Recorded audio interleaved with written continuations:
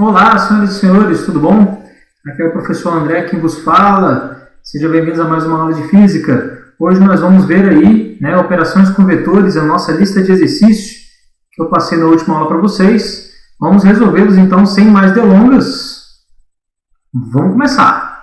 O primeiro exercício diz assim, um automóvel percorre 6 km para o norte e em seguida 8 km para o leste. A intensidade do vetor posição em relação ao ponto de partida é... Bom, já coloquei aqui para você aqui no cantinho aqui, ali, a rosa dos ventos aí, dando as indicações aí, caso você esqueceu do que é norte, do que é leste, tá bom? Então, vamos lá, representando como sendo um vetor, para o norte, opa, eu voltei o slide, vamos lá. Para o norte, o carro está subindo, está indo aí a 6 km, foi 6 km para cima, e aí 8 km para o leste. Ele quer o vetor resultante, então o vetor resultante vai ser a soma desses dois. Então, pela lei do polígono, já coloquei aqui um no rabo do outro, beleza? Igual gafanhoto. E aí, o vetor resultante é um vetor que liga da base até a pontinha, fechando o nosso polígono. Está aqui todo fechadinho o nosso triângulo aí, beleza? Bom, parte geométrica, super tranquilo, é só o desenho, tá fácil. Agora, vamos para a parte algébrica, que é determinar qual que é o valor desse camarada aí. E é pela lei dos cossenos. Lei dos cossenos é esse trambolhão, a gente tem que decorar mesmo. Mas eu acredito que à medida que você for fazendo exercício, quanto mais você fizer, mais você escrever essa forma no caderno, mais fácil vai ficar para você decorar. Beleza? Então está aqui a lei dos cossenos, e eu quero que você repare no ângulo formado entre esses dois aqui, entre esses dois vetores. Tá? Esse ângulozinho aqui bonitinho, ele é de 90 graus. Tá? Por quê? Porque esse deslocamento foi ortogonal. O carro foi na direção vertical e depois na direção horizontal, formando um ângulo de 90 graus entre eles. E aí, fazendo uma observação aqui na própria fórmula, a gente encontra que o cosseno de 90, está vendo aqui, já substituiu o valor, cosseno de 90, ele é zero, que torna toda essa parte da expressão igual a zero, tá bom? Sendo tudo isso aqui igual a zero, então nós ficamos apenas com a soma aqui, dos lados aqui, o quadrado do triângulo. Isso daqui, pessoal, é o teorema de Pitágoras, que você já deve ter repetido esse mantra várias vezes para você. A soma dos quadrados dos catetos é igual ao quadrado da hipotenusa. Aqui, soma dos quadrados dos catetos é igual ao quadrado da hipotenusa, que é um caso particular da lei dos cossenos, quando o ângulo entre eles é de 90 graus. Então, a lei dos cossenos serve para todos e qualquer somatório de qualquer direção. Beleza? Se você decorar a lei dos cossenos, você já vai ter decorado a lei o teorema de Pitágoras. Mas, cá para nós, 80% dos exercícios que a gente vai fazer os vetores são ortogonais, são perpendiculares. Então, se decorar também o teorema de Pitágoras, já não tem problema nenhum, você já decorou isso, afinal, lá na matemática. Bom, antes da gente substituir os valores aqui, eu quero te lembrar que deve-se estabelecer um eixo de referência. Tá bom? No caso, a gente está adotando aqui como sendo o plano cartesiano positivo. Então, para a direita e para cima, positivo. Por que deve fazer isso aqui? Porque quando você for substituir os valores lá na fórmula, você tem que fazer a análise, saber se os vetores estão somando ou se estão subtraindo. Se eles vão ser positivos ou se eles vão ser negativos aqui. Essa análise tem que ser feita agora, antes de substituir os valores. Bom, então, você já pode reparar aqui que o 6 está no sentido positivo, para cima. Então, a gente substitui ele na fórmula, como ele sendo mais 6. E o 8 também está no sentido positivo para a direita. Então, a gente substitui aqui como sendo mais 8. Bom, fazendo essa continha aqui, 6 vezes 6, 36. 8 vezes 8, 64. Realizando essa soma, nós temos 100. E aí, o quadrado passa para o outro lado, raiz. Raiz quadrada de 100 pode ser mais ou menos 100. Vou relembrar esse conceito aqui na matemática. Uma vez eu perdi uma questão de um concurso e eu estava na beiradinha para entrar, só por conta desse mais ou menos que eu esqueci. Então não se esqueça desse bendito mais ou menos. Tá?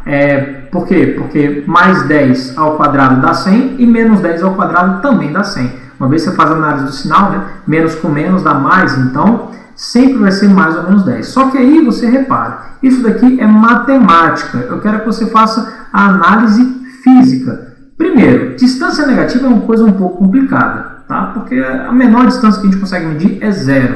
Mas não por isso, tá? O menos aqui significaria que o deslocamento foi no sentido contrário. Mas olha para esse caso específico. Cabe eu colocar menos 10 aqui? Olha para o vetor resultante, olha lá para o vetor resultante. O vetor resultante está apontando no sentido positivo, progressivo. Né? Tanto para cima era positivo, quanto para a direita positivo. Então, ele está apontando aqui no meio. Né? Tudo que aparecer aqui no meio vai ser positivo.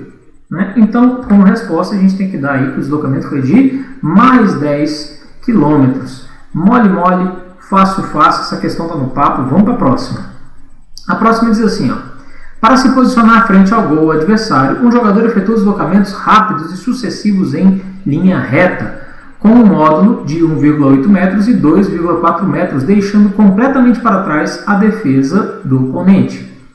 Para que o deslocamento resultante da bola seja de 3 metros, o ângulo entre esses deslocamentos deve ser... Bom, eu já fiz um desenhozinho aqui bonitinho, tá? Dos deslocamentos do jogador. Tá aqui, né? Coloquei o Ronaldinho Gaúcho aqui.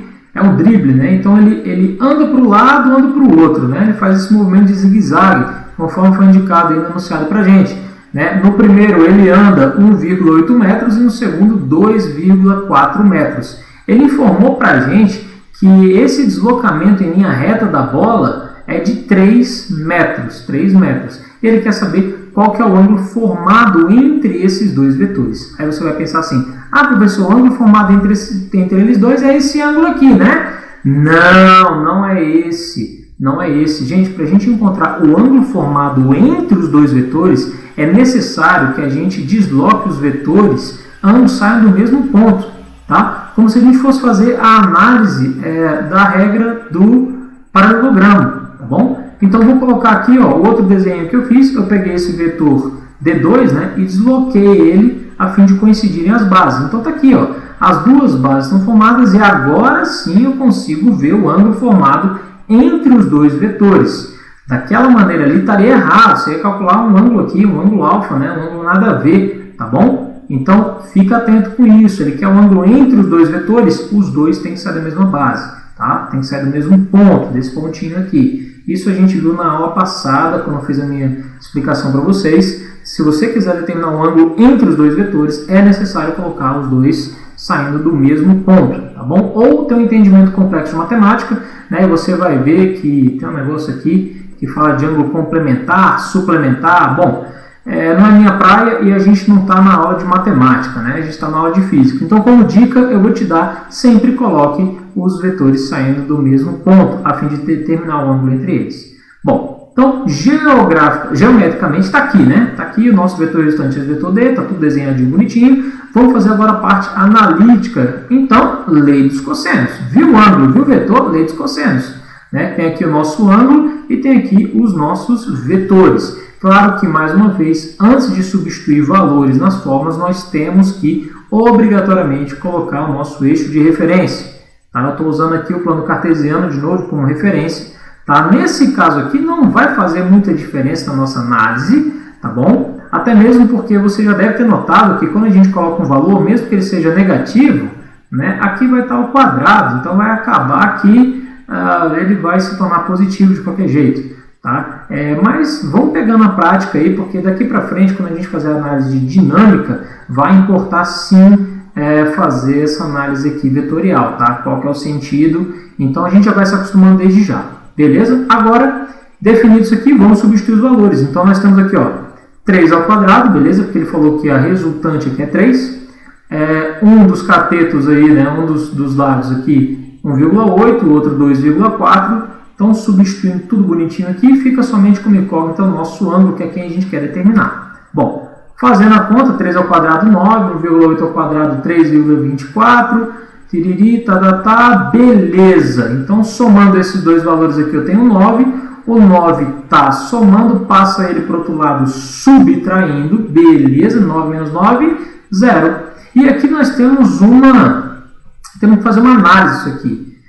Me diz, para que isso aqui seja verdade, para que tudo isso aqui seja verdade, né, você tem que notar que o cosseno de B tem que ser igual a 0. Porque tem que ser 0 que multiplica alguma coisa para dar 0. Então, se o cosseno de B tem que ser igual a 0, eu conheço um ângulo cujo cosseno dele é zero, que é o ângulo de 90. Cosseno de 90 é zero, então tá bem óbvio. Quanto que é o beta? O beta seria 90. Opa, passou, né? O beta seria 90. Então tá aqui, mole, mole, fácil, fácil. Só aplicar a lei dos cossenos. Beleza? E fazer a interpretação aí do enunciado. Bom, vamos para a parte mais divertida, que é a parte geométrica. Adoro essa parte. Vamos lá. Dados os vetores A, B, C, D e E a seguir representados, obtenha um módulo do vetor soma. Então ele quer o resultante de A mais B mais C mais D mais E. Beleza, então tá todo mundo aqui. Já fiz um desenho, tá? Eu vou deslocar esses vetores a fim de colocar cada um ligado um na base do outro. Então eu vou pegar o vetor B aqui, por exemplo, né? E vou desenhar ele certinho aqui em cima, conservando o módulo, direção e sentido. Então repare, isso aqui tem 4, né? Eu tenho que pegar 4 unidades aqui também. Tá vendo os quadradinhos? Beleza? E depois o C é voltando, né? Volta mais 4. Depois o D para baixo e o E lá na diagonal. Então eu fiz um desenho, que já está aqui bonitinho. Ó. Vamos lá. Ó. Peguei o vetor A, né? Ele anda 3 na diagonal. O B 4 para a direita. O C 4 para a esquerda. O D 4 para baixo. E o E 3 na diagonal para baixo. Está aqui, 3 na diagonal para baixo. Sempre colocando um vetor no rabo do outro. Sempre um no rabo do outro. E a minha resultante vai ser um camarada que liga aqui da base até a pontinha. Da base até a pontinha. Bom, ele quer que a gente determine qual que é esse vetor resultante. Geometricamente já foi. Agora vamos para a parte analítica. Aí você pensa, como é que eu vou fazer isso daqui? Não faço ideia. Galera, calma. Olha para cá, olha para cá. Vou destacar aqui para você esse triângulozinho mágico. Olha só que delícia, né? Tenta sempre encontrar triângulos, porque triângulos a gente joga lá no Teorema de Pitágoras. E aqui você consegue ver que esse triângulo aqui tem um cateto aqui que vale 4 unidades, beleza? E um outro cateto aqui que vale 6 unidades, né? São 6 quadradinhos. 1, 2, 3, 4, 5, 6. Tem que contar isso aqui também, tá bom? Então ele tem lado de 4 e lado 6. Basta a gente jogar então no Teorema de Pitágoras. Mas, antes de jogar no Teorema de Pitágoras, já que a gente está fazendo análise vetorial, a gente tem que definir um eixo de referência. Eu coloquei para cima sendo positivo, então você vai reparar que o vetor, como ele está indo na diagonal para baixo, né? Tudo bem, para a direita é positivo, mas para baixo ele vai ser o quê? Negativo, vai ser negativo. Então é necessário, na hora que eu vou jogar esse valor aqui, colocar como sendo esse vetor negativo. Então está aqui, ó. Negativo, estou representando que esse vetor aqui, essa componente, né, na verdade a componente do vetor resultante, ele tem sinal negativo, porque ele está indo para baixo. Mas a gente já viu que não vai fazer alteração na conta, porque menos 4 ao quadrado vai dar 16, que é a mesma coisa, né, de ser mais 4 ao quadrado, beleza? Mas a gente já vai se acostumando aí com o nossa definição. Olha que legal, está aparecendo um negocinho aqui. Beleza, sem distração, vamos lá. 4 ao quadrado 16, 6 ao quadrado 36. Como resposta aí eu tenho 16 mais 36, que dá 52. Então passa para o lado raiz de 52. Pode parar por aqui, o raiz 52 já está lá no enunciado. Só marcar. Mole, mole, fácil, fácil. Veja que é treino, vai ficando cada vez mais tranquilo. Tá bom? Vamos para o próximo. Um jogador de golfe necessita de 4 tacadas para colocar a bola no buraco. Os 4 deslocamentos estão representados na figura abaixo. Sendo D1 igual a 15, D2 igual a 6, D3 3, D4 1 metro, a distância inicial da bola do buraco era em metros igual a... Então está aqui o desenho, né? Basta você colocar os deslocamentos aí de cada um. Já fiz isso aqui, ó. Então a bola anda 15 para frente, né? Depois ele dá outra tacada, a bola anda 6 para o lado, depois 3 para baixo e 1 para o outro lado. Então ele quer saber o deslocamento, né? A distância da bola até o buraco. Qual que é essa distância? A distância é uma linha reta, está aqui. Vamos calcular então essa distância. Como que eu faço isso? Novamente, como um passo de mágicas, eu vou destacar aqui para você um triângulo. E é isso mesmo que você vai fazer, vai procurar por triângulos, beleza? Então tá aqui, ó, se ele anda 6 para a direita e volta 1 metro, se anda 6, volta 1 metro. Qual que é esse lado do triângulo? Esse lado do triângulo tem que ser igual a 5, né? 5 mais 1 vai ser igual a 6, está em cima. E esse outro lado do triângulo aqui, vamos lá. 15, ele anda 15 para cima e desce 3. Anda 15, desce 3, então esse lado aqui tem que ser 12. Beleza, já temos o nosso triângulozinho aqui, ó. Basta então eu colocar um teorema de Pitágoras, tá? A soma dos quadrados dos catetos é igual ao quadrado da hipotenusa. Vocês já estão cansados desse negócio já, né? Beleza, vamos lá, tem que cansar mesmo. Antes de substituir os valores, a gente faz o eixo de referência. Então, mais uma vez, né, esse vetor aqui para cima positivo, o vetor para a direita positivo, até mesmo porque nós estamos aqui, ó, vetor na diagonal para cima, ele vai ser positivo. Então, todo mundo positivo, só substituir lá, joga direto. Nós temos que um lado vale 12, o outro lado vale 5. 12 ao quadrado, 144. 5 ao quadrado, 25. Somando esses dois, dá 169. Tá ao quadrado, passa para o outro lado, raiz. Raiz de 169 é igual a mais ou menos 13. Agora, mais uma vez, a gente faz a análise desse valor. Não é cabido negativo, porque esse é um movimento progressivo, né? Ele está indo para, né? Tá indo no sentido positivo do qual a gente colocou. Então, a gente tem que representar que o vetor resultante também está indo no sentido positivo. Então, mais 13. Está aqui, marcou, mole, mole, fácil, fácil.